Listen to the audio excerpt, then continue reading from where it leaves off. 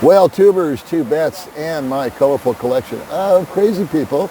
I am back and excited to talk to my good buddy Monty Crew.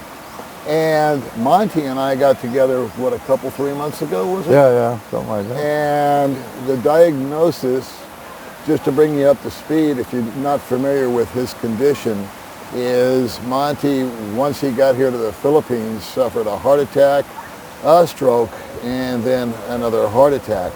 And he went back to the States, got his affairs in order. He's married. He has a beautiful young daughter.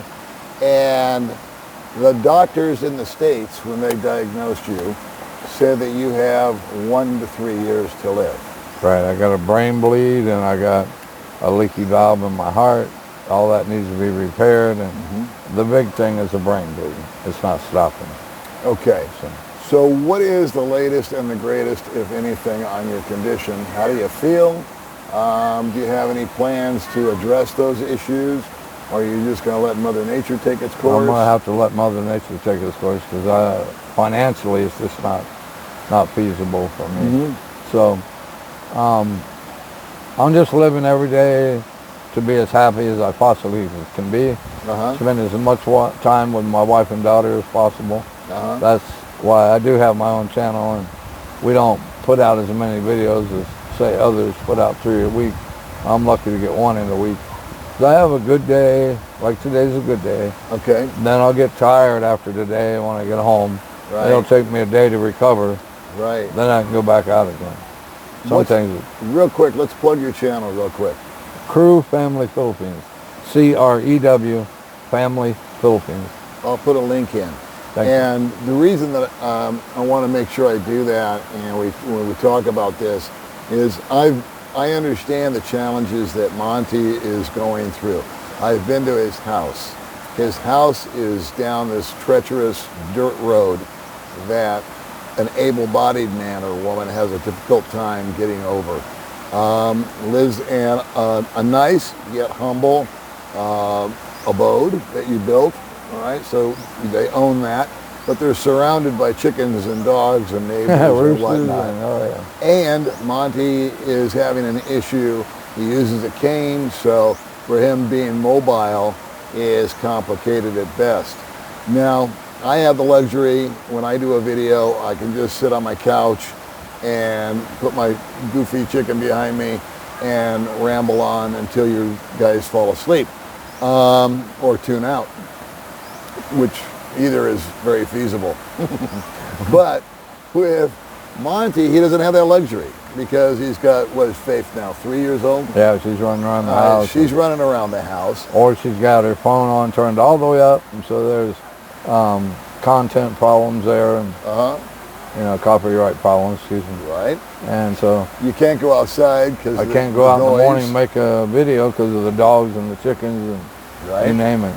And it's complicated. Like today we're at Forest Camp, which has become our new spot to go to. Right. Because there is some ambient noise here, but it's waterfalls and rivers and streams, and it's kind of pleasant, and it's got a nice background. Right. But even this is complicated for you because it's got steps and ramps and whatnot. So that's one of your challenges. How is your YouTube channel doing? It's coming slow, but it's doing okay. The last video me and you did on there went very well, but our normal videos, we're up to about a little over 4,000 subscribers, and we get a half of that or less in our views. So we're not. I'm trying to get it up to where Ariel can make a living at this somewhat if I was to go, along with face Social Security that she'll get out of me. And we're working on that as well. We're trying to get over to over to Manila and get that done. And I got some taxes to do, which you know of. And get signed up for Social Security. So I got everything lined up that I need to do. Just getting it financially ready to do it. Is the only problem. All right. So in your condition, you didn't see this coming. I mean, this is just like 2 days off the plane and whack. It was 3 days off the plane. I had a stroke. About a week or so later, I had a massive heart attack, and a restaurant fell out on the table, was there for 45 minutes having a heart attack, got up and threw up all over the place. Went to the hospital and what have you. Then I went to sleep one night, woke up the next morning, and all this side was numb, my mouth was hanging down, and I had a major stroke. So that's what I'm dealing with. So, and I will say this, there's good times and bad times in the Philippines about being handicapped. A lot of the younger crowd, they don't care if they walk in front of you, if you're carrying a cane or just barely moving though. You know, it's just like the USA in that respect.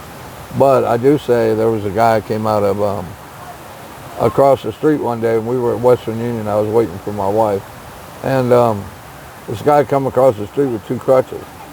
He was having a hard time getting down off the curves, getting back up. He walked across the street from us, and 2 Filipinos in their 30s, man and woman, stopped and helped him get up on the curb. Yeah. So the handicap spots here mean nothing because there's no fine. Right. So everybody parks in them, so right. It's hard to get in them. But I just wanted to mention that. I show my cane, and usually that gets me a good spot over the guard. Well, I have said in the past that I've yet to find a level space in Dumaguete. I mean, to walk. You know, there's always a dip or a pothole or a step up or a step down. Or concrete that's sidewalks is separated. Cracked. And I've always said, and I kind of stick to it, I don't think it's wheelchair friendly. I don't think it's cane friendly. I don't think it's walker friendly. No. And yet there's a couple of guys that I've met recently that are blind, and they're over here doing just fine. They've got helpers. They've been blind pretty much since birth. Right. And they've got mobility. So I guess it doesn't matter if you have that condition where you are, but still I worry and am concerned about guys that are falling. I've fallen, and me too, many times. And tripped, and May has fallen and tripped. So I don't know. What do we tell guys out there that are maybe having problems with walking and getting about? Do we encourage them to come here? Do we encourage them to stay home? Or it's up to them. It depends on how strong you are and how resilient you are and can cope with things. I mean, if you're angry, you're handicapped and you're angry, I'd say stay home. You know, if you're a happy person and you accept the fact that you're handicapped and you can't do some of the things that you were able to do before, then you might be okay. You know, you might need some assistance here and there, which I get Paul to carry me around. I'm always on his shoulder, keep him from falling down. And then we have another friend here, and he's been nice to help me around here because it's a challenge to get around here. Yeah. They have a bridge I'd like to go over there and do a video on, but I can't get across that bridge. It's tough. Now, on the flip side of that, it's very affordable over here. Yes. To find assistants, or not necessarily nurses, but people that will drive your car for you, help you in and out. I've seen it with my own 2 eyes. Guys that are in worse shape, that have palsy and whatnot, and they couldn't afford it in the States. It would be prohibitive to have 24/7 type of coverage. Yeah, you couldn't afford it. It would just be cost prohibitive. But over here, it's actually very affordable. So I'm starting to have a little turn in my thinking, because I've been observing guys that they come out here, they got a few bucks, so they're able to purchase reliable transportation. They're able to hire somebody to drive the car for them. They're able to hire somebody to be at the house and stay there and attend to their needs, cook, clean, etc., for pennies on the dollar of what it would cost in the States. I actually had this conversation with my daughter before I ever came over here, before I ever got sick. Sure. And she said, you know, Dad, if something was to ever happen to you, I probably couldn't afford to put you in a nursing home here. What I'd probably do, since you love the Philippines, I would rent some place over there for you, let you stay there, and hire somebody to live in and take care of you. Yeah. Because it would be affordable here, to where in the U.S. it's not.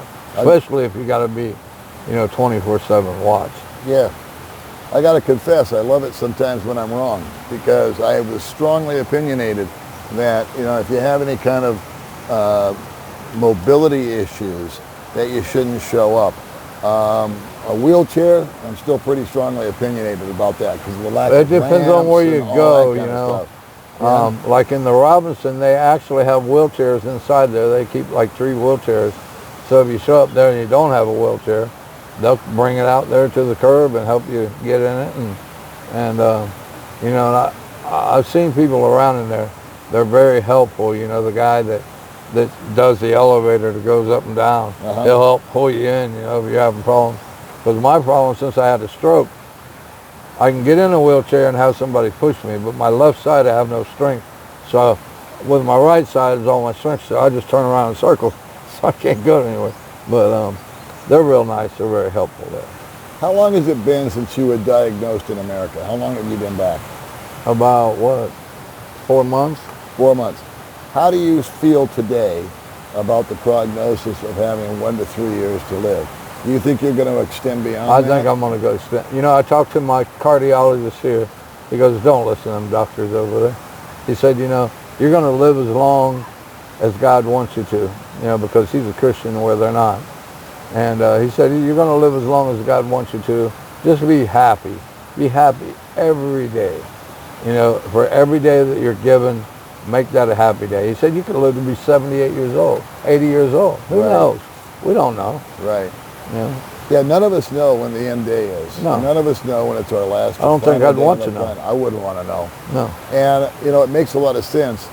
In fact, I think if someone told me, Paul, you've got 1 to 3 years to live because of this, I wouldn't want to be spending the last 1 to 3 years getting treatment every day just to stay alive that long. I think I would just want to have one good blowout at the end. There you You go. know what I'm saying? That's what I am, you know. Come over here and keep on rocking in the free world. I Have a mean- good time. I mean, shit, I got a beautiful, excuse my French, but I got a beautiful daughter. Yes, you I got do. a beautiful wife. Yes, you do. I got a 23-year-old wife.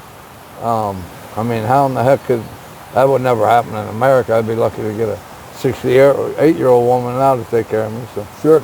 you know, it's just, and she's very loving, very sweet. The baby's very sweet. And, you know, every night she has to have her arm around me.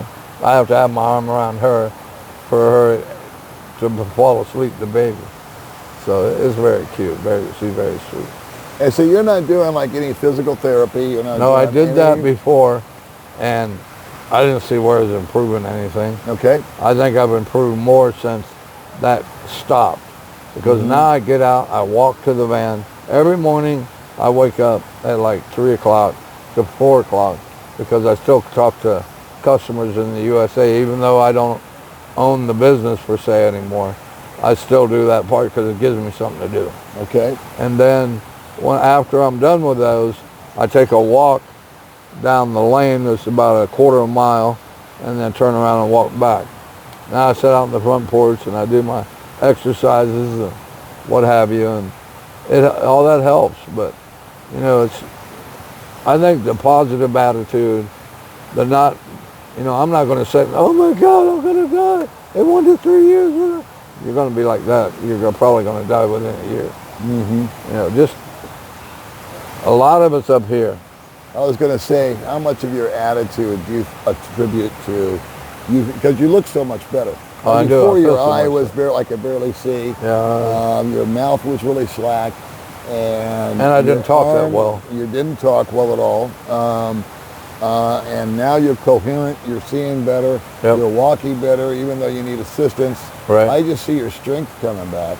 Yep. But I also Slowly see but surely. hanging out with your friends like me Yep. and the other guys. That really helps a lot, believe it or not. Yeah, I think that has more impact than any kind of pill you can take. Yep. Hanging out with my wife when she's not busy with her cousins.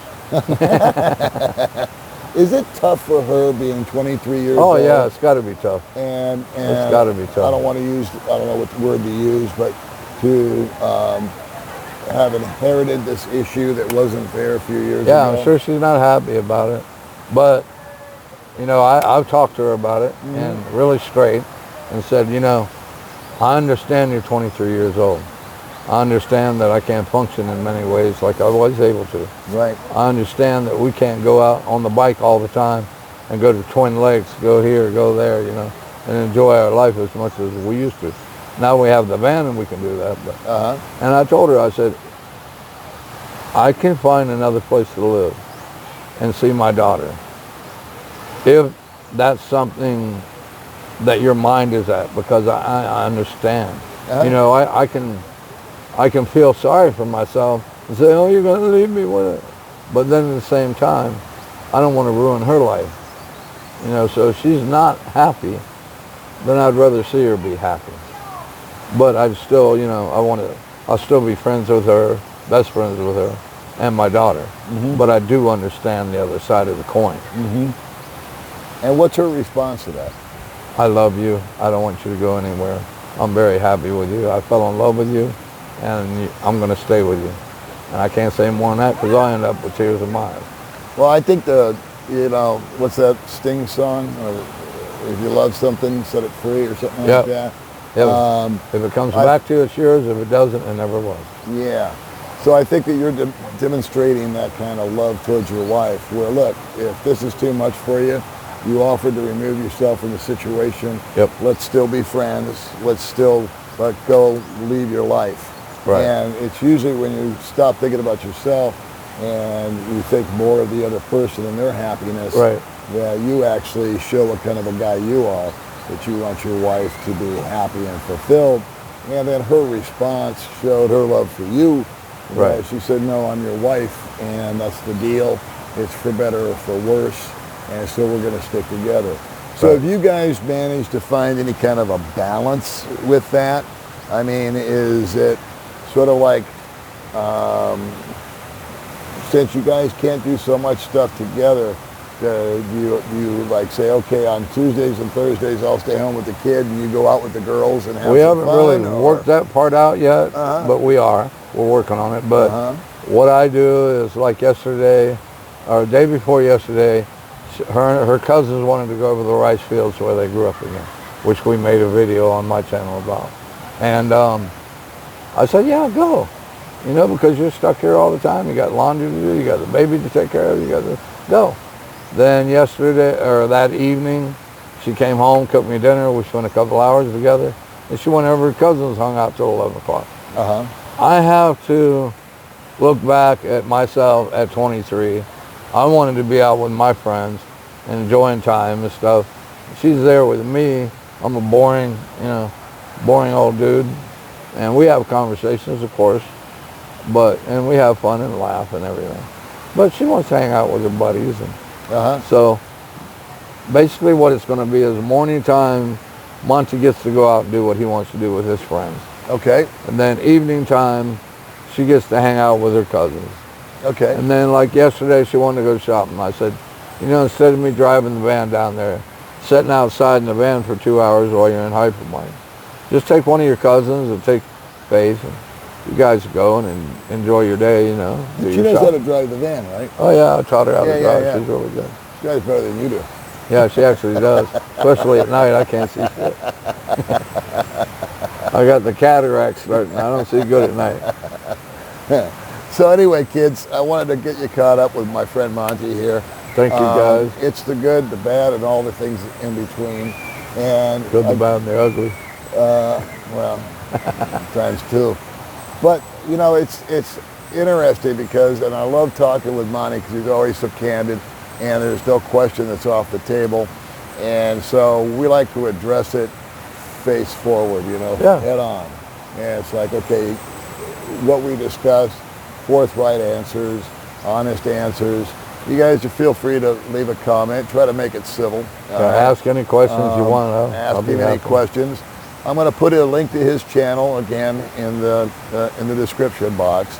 Thank you, guys. And I would really appreciate it if you guys would check it out. Maybe watch a video or two, give him a thumbs up, and subscribe, please. Subscribe for him and help a brother out. Is what we're asking to do here, and that's what we do. We try to keep it community here, and no one's going to get rich making YouTube videos. It's more of a side hustle. It's more of a supplement. But at the end of the day, every $50, $100 helps. 25, and especially whatever. with you.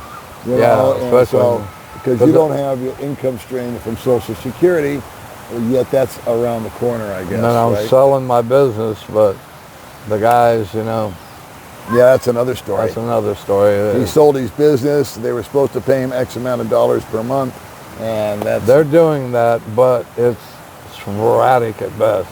And I have to call and everything but beg them to send me the money, you know. what a grind. Yeah, You know. that's a pain in the neck. But, you know, and it's not, honestly, I used to make sometimes 8 to 10 grand a month doing my business.